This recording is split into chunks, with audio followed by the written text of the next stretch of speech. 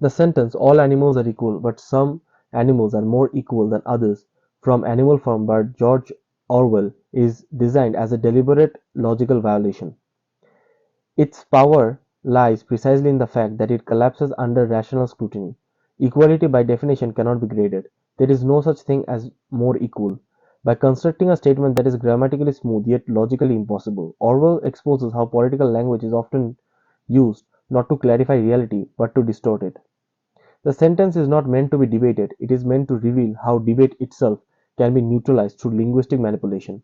At the start of the story, equality functions as an absolute moral claim. It is simple, intuitive, and emotionally compelling.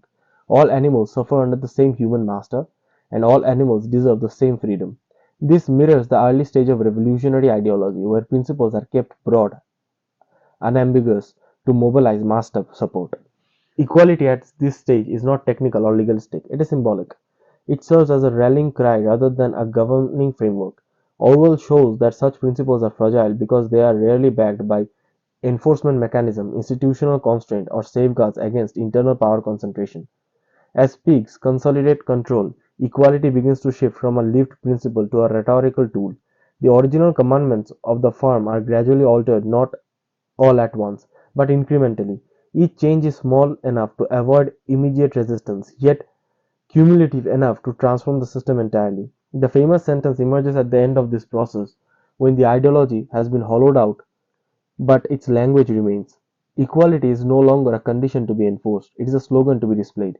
The pigs no longer need to argue that they are equal, they simply refine inequality to include hierarchy. The sentence therefore illustrates how power operates through semantic control rather than brute force alone. Once those in authority control the definitions of key concepts, they no longer need to openly contradict their founding ideals. They can claim fidelity to those ideals while violating them in practice. More equal becomes a linguistic shield that absorbs criticism. Anyone who points out contradiction can be dismissed as ignorant, disloyal, or dangerous. Language barriers. Language becomes a barrier, then a medium of understanding. This dynamic reflects a broader political truth. Inequality is most stable when it's disguised as fairness. Open hierarchies invite resistance.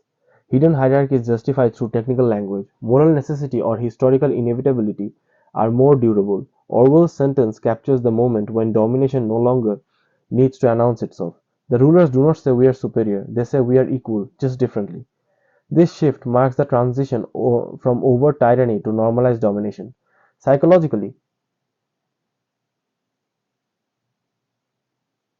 the line also exposes the role of the masses in sustaining equal systems. The animals who hear the sentence are confused, but they are also exhausted, fearful, and dependent.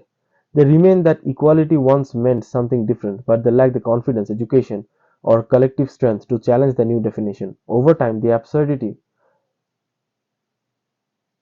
of the sentence fades. Repetition dull resistance. What once sounded nonsensical becomes accepted as policy. Orwell is not only criticizing leaders, he is diagnosing how populations adapt to contradiction when survival depends on compliance. The sentence also demonstrates how ideology decays without accountability. The pigs do not abandon equality openly because doing so would undermine their legitimacy. Instead, they mutate it. This reflects a common pattern in political systems where foundational principles are preserved in name but reversed in subsistence.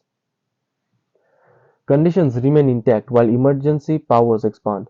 Law promises equal treatment while enforcement becomes selective. The structure of legitimacy is maintained even as its content is emptied.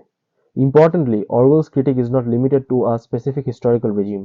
While the novel clearly draws from the trajectory of the Russian Revolution, the sentence implies to any organization where power centralizes over time.